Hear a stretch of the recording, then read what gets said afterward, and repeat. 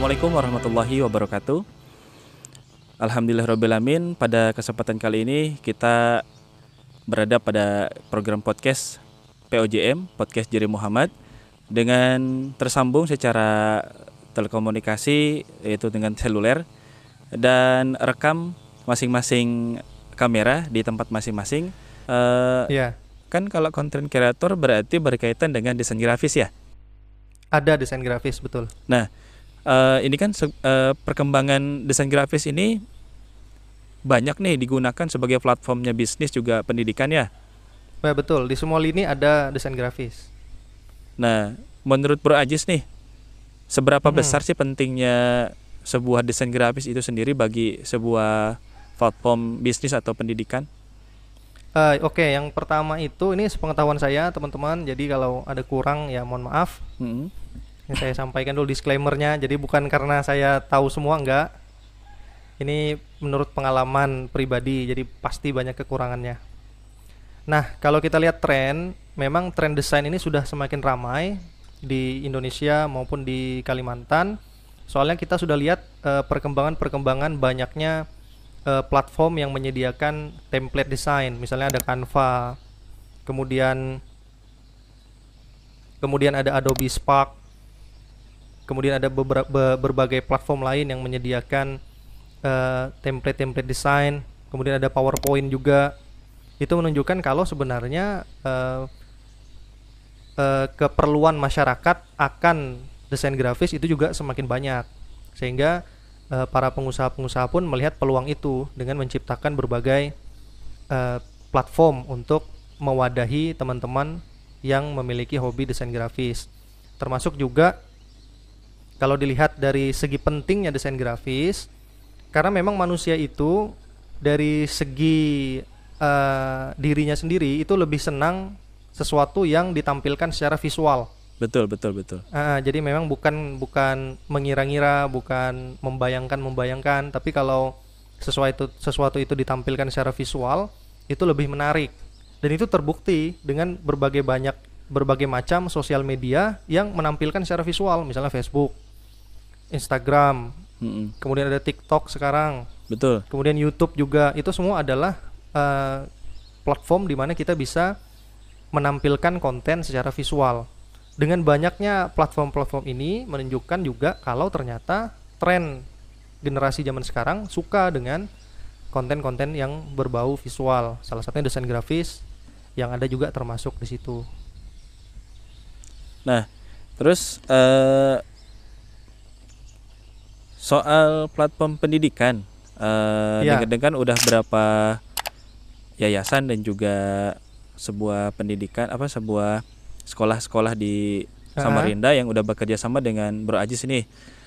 Selama dipegang oleh Bro Ajis ini, apa saja sih yang mungkin bisa teman-teman biar tahu yang dibenahin? Kalau kan tadi latar belakangnya Bro Ajis dari pendidikan tuh. Iya, betul. Dari latar belakang pendidikan, terus sekarang menjadi seorang desain grafis dan content creator pula. Kira-kira kalau dalam sebuah bentuk pendidikan, sekolah lah kita ambil contoh. Apa kira-kira yang bisa dibuat secara desain grafis di medianya atau gimana sih? Sebenarnya ada namanya itu manajemen sosial media, dan itu fungsinya untuk memaksimalkan konten-konten visual di media sekolah. Salah satunya melalui desain juga. Nah, fungsi desain ini untuk sekolah itu salah satunya promosi ya. Yang paling penting itu promosi. Promosi ini juga sebenarnya akan semakin menarik jika visualnya bagus. Nah, jadi dengan memaksimalkan desain, kita bisa memaksimalkan promosi dari sekolah kita. Betul. Itu yang pertama. Yang kedua, kita juga menghargai siswa kita. Jadi begini, contohnya adalah ketika kita membuat desain ucapan misalnya ada salah satu siswa menang lomba gitu, atau ada salah satu siswa yang juara apa. Nah, ketika kita menggunakan desain yang bagus, itu akan menghargai si anak. Karena dibuatkan desain yang bagus, bukan desain sembarangan. Dan itu juga akan menjadi kebahagiaan tersendiri untuk anak tersebut kalau desainnya bagus. Oh, ternyata ucapan terima kasih untuk saya ini dibuat bagus oleh sekolah.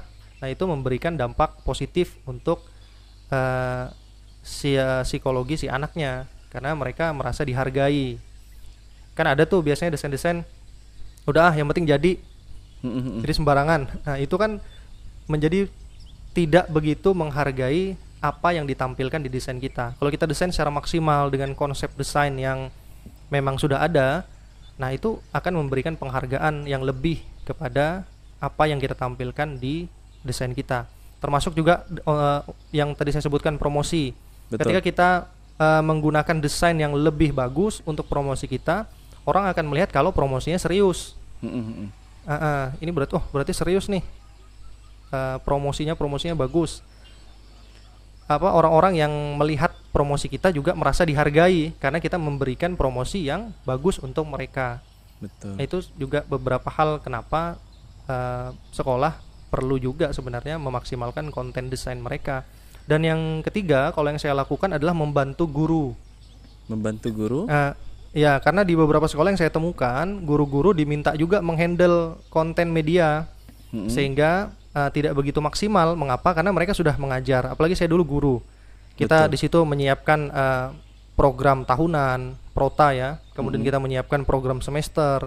Kemudian kita menyiapkan silabus. Kemudian kita menyiapkan RPP. Lalu ditambah lagi guru tersebut diminta untuk memegang atau menghandle konten kreator, konten kreatif di sekolah. Itu akan sebenarnya terbebani ya. Terbebani karena guru sendiri selain mereka harus mengembangkan cara mengajar mereka harus berinovasi, menambah ilmu pengetahuan, lalu ditambah lagi untuk memikirkan konten media, itu menurut saya akan terbebani mereka. Sehingga saya menawarkan ke beberapa sekolah, ya memang bentuknya sifatnya bantuan, namun karena sifatnya bantuan, harganya pun kita bisa tekan, yang tidak merugikan saya juga tidak memberatkan sekolah, seperti itu. Iya. Nah jadi secara garis besar mungkin bisa dikatakan dengan adanya konten kreator atau sebagai mungkin jasa konten kreator bisa disebut gitu ya? Iya. Nah jadi boleh. Untuk profil sekolah ataupun misalnya promosi sekolah yang mungkin ini kan udah dekat dengan penerimaan siswa baru nih, tahun ajar baru. Iya. Nah berkenaan dengan itu bisa dimaksimalkan dengan media sosial. Seperti Facebook, betul. YouTube atau mungkin dengan Instagramnya ya. Iya betul, karena sekarang memang trennya orang-orang melihat di media sosial. Nah berkenaan dengan tadi yang disebutkan Bro Aji soal termotivasinya anak dengan karena juara, lalu dia di-posting dengan beberapa ucapan-ucapan selamat. Itu juga selain memotivasi untuk diri anak itu sendiri, juga memotivasi teman-teman yang lain untuk berkarya bisa serupa atau bisa melebihi daripada anak yang si juara tadi itu ya. Iya, jadi teman-temannya juga akan melihat, ternyata ucapannya bagus nih kita. Kalau kita juara, selain sudah diapresiasi, dibuatkan ucapan yang bagus juga, anak-anak senang. Apalagi anak-anak usia-usia remaja ini kan memang senang sekali untuk diberikan tempat atau diberikan penghargaan atas segala kreasi mereka. Betul, reward lah kalau bahasa lainnya ya. Iya, reward. Nah, terus ngomong-ngomong soal konten kreator, ngomong-ngomong soal desain grafis juga ada istilah di dalam sebuah desain grafis itu namanya desain gratis. Menurut Bro Ajis, desain gratisnya gimana? Kita kadang-kadang sebagai seorang desain grafis, katakan beginilah, ada teman datang, tolong dong desainkan ini, tolong dong desain ini. Ya kita mungkin sebagai teman bukan tidak mau, tapi juga ada hal-hal yang mungkin secara idealis yang perlu kita pertahankan. Nah untuk Bro Ajis gimana itu menanggapi desain gratis itu sendiri? Untuk desain gratis ini memang fenomena yang terjadi dari dulu ya. Bukan hanya desain, sebenarnya berbagai kegiatan profesional juga ada gratisnya. Ada orang yang minta gratis, salah satunya desain itu. Nah kalau tanggapan saya pribadi, sebenarnya ada beberapa hal di mana kita boleh menerima desain gratis. Yang pertama itu kalau untuk portofolio, misalnya kita baru buka nih, baru mau coba desain. Nah, kita cari aja teman-teman yang mau didesainkan gratis untuk kita sampaikan kalau ini adalah portofolio. Jadi mereka juga paham kalau tidak akan selamanya gratis. Betul. Jadi kita sampaikan kalau ini untuk portofolio dan kita akan desainkan misalnya 1 desain atau 2 desain secara gratis sebagai portofolio, dan itu ada berdampak walaupun dampaknya bukan dalam bentuk uang, tapi dampaknya adalah promosi. Itu nggak apa-apa. jika seperti itu. Tapi kalau misalnya sudah walaupun sebenarnya siapapun yang minta desain gratis juga bisa memberikan promosi, tapi rata-rata selama pengalaman saya, kalau yang minta desain gratis kemudian menjanjikan promosi itu sebenarnya enggak, mereka cuma mau gratisnya aja. Hanya itu, penggunaan secara personal ya.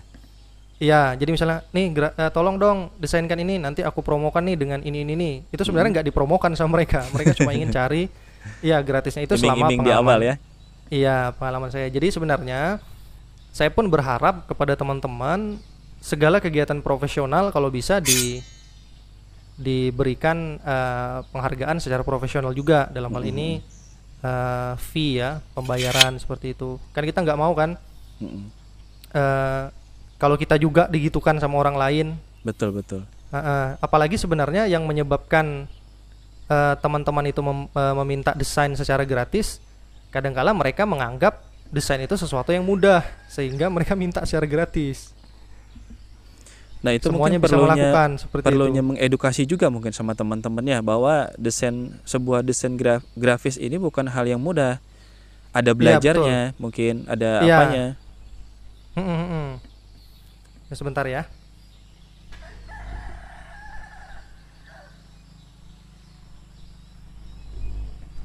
Oke, ini kamera saya sudah berhenti merekam, jadi saya lanjutkan lagi. Jadi memang untuk desain grafis sebenarnya kan komunikasi secara visual. Betul. Nah, jadi bagaimana kita berkomunikasi dengan visual. Nah, komunikasi secara visual ini di latar belakangi oleh beberapa teori juga. Jadi ada beberapa teori yang mendukung mereka, termasuk teori psikologi dan teori komunikasi. Dan itu perlu belajar. Nah, jadi sehingga teman-teman yang bergerak di dunia desain grafis secara profesional, mereka akan mempelajari itu. Mereka akan mengeluarkan waktu untuk belajar teori psikologi, kemudian belajar teori-teori komunikasi, kemudian belajar beberapa konsep desain, konsep warna. Itu semua mereka pelajari selain mempelajari softwarenya. Sehingga memang ada usaha yang dilakukan oleh teman-teman desainer yang itu perlu reward. Perlu tidak hanya minta gratis, perlu penghargaan waktu yang mereka gunakan selama beberapa tahun untuk menjadikan desain mereka menjadi desain yang lebih bagus. Saya rasa ya, apabila kita terlalu sering meminta secara gratis, itu tentu aja kita kayak tidak memikirkan teman kita. Jadi teman kita kan ini perlu makan juga, perlu makan, perlu membiayai kehidupan keluarganya. Ya setidaknya kita belum lagi mungkin pada saat kita mendesain itu sendiri berkaitan dengan beberapa hal. Contoh misal berkaitan dengan internet yang perlu mungkin kita bayar tiap bulannya, berkaitan dengan software yang setiap bulan atau triwulan ataupun semester yang kita harus bayar bulanan bayarannya juga, dan hal-hal lainnya yang berkaitan dengan hardware, laptop dan sebagainya. Itu juga ada modal yang kita keluarkan yang barang tentu itu harus dibayar setiap bulannya, bukan begitu ya? Iya betul. Saya kan software saya bayar. Itu setiap bulan saya bayar softwarenya. Kemudian beberapa hal juga saya membayar. Bahkan selain internet yang saya bayar, software saya itu berbayar semua. Dan itu perlu, kalau kita gratis itu kita kesulitan. Walaupun sebenarnya bukannya saya dianggap maksudnya ini tidak meyakini rezeki, bukan seperti itu. Hanya saja kita berusaha dari bekerja, dan itu perlu mendapatkan reward dari teman-teman, jadi dari orang-orang, dari klien, bahwa dibayar dengan pantas. Karena ada beberapa hal juga yang kita keluarkan, kita korbankan untuk menghasilkan desain yang lebih maksimal. Mungkin saya sebagai seorang desain grafis dan konten kreator berubah dulu nih jadi seorang awam dalam memandang desain grafis nih, Bro Ajis. Iya. Awalnya juga saya sebagai orang awam memandang desain grafis ini, saya pikir orang desain grafis hobi yang mungkin bisa lah kita numpang minta gambarkan atau tulisan sesuatu dengan si hobi ini. Padahal kalau kita lihat dari sudut pandang profesional tadi itu yang disampaikan Bro Ajis, semua yang dilakukannya, bahkan dari perangkat keras tadi itu, hardware sampai software itu berbayar, berlisensi, yang itu harus dibayar. Kadang-kadang kita nggak paham karena belum memahami atau belum diedukasi oleh si konten kreator itu sendiri atau si desain grafis itu sendiri. Makanya saya beberapa kali lihat beberapa postingannya Bro Ajis di media sosial, contohnya di Instagram ada tentang edukasi. Begini kalau footage yang digunakan, yang mau gratis silahkan kunjungi ini. Itu di Instagram saya perhatikan sebagai sebuah sarana edukasi ke teman-teman yang awam terhadap desain grafis. Dan juga saya perhatikan soal postingan akhir-akhir ini di WhatsApp soal video grafis. Ada istilah apa itu yang dilakukan untuk animasi kemarin itu? Render. Ya, ngerender itu ya. Memang animasi dibuat hanya beberapa detik, tapi ngerender hampir puluhan menit, betul ya? Iya, hasilnya kita, misal contoh kemarin saya render video itu animasi itu 7 detik aja dia. 7 detik itu rendernya bisa 30 menit. Betul. Karena memang alat saya yang mungkin kurang mampu untuk itu. Padahal alat saya sudah termasuk alat yang lumayan harganya. Tapi masih aja seperti itu. Kita perlu waktu di situ, menyisihkan waktu untuk render. Ya, mungkin reward tadi itu juga bisa dijadikan sebagai sarana peningkatan mutu bagi kita yang seorang desain grafis, betul ya? Betul. Kita desainer grafis memang selain untuk menghidupi diri kita sendiri dan keluarga, tentu kita perlu upgrade alat kita agar kerja kita lebih cepat, lebih mudah. Nah, itu jadi teman-teman yang selama ini memahami desain grafis hanya seputar sebagai desain gratis, bisa mungkin lebih bijak dalam memahami sebuah desain grafis itu sendiri, dari bukan melihat hasilnya Mas Bro ya, tapi melihat bagaimana prosesnya, di mana seorang desain grafis bisa menghasilkan hasil desain itu sendiri. Iya, jadi memang proses di belakang, kan desainer grafis itu bekerjanya di belakang layar dia. Jadi nggak kelihatan yang dikerjakan itu apa aja. Untuk itulah saya sering mengedukasi teman-teman di Instagram, di WhatsApp, bahwa ada proses-proses ini yang dilakukan ketika kita mendesain, ketika kita membuat video. Harapannya juga memang sebagai edukasi. Karena memang waktu dulu saya pernah kan diundang juri di salah satu sekolah untuk juri desain sekota Samarinda. Nah itu peminatnya agak kurang. Jadi tidak begitu banyak. Jadi desain itu memang peminatnya kurang banyak untuk kelas sekolah ya. Tapi kalau untuk kelas saya yang sudah bukan sekolah lagi itu banyak memang. Tapi usia sekolah itu peminatnya kurang. Ada beberapa anak yang memang suka, tapi itu tadi peminat desain itu kurang. Secara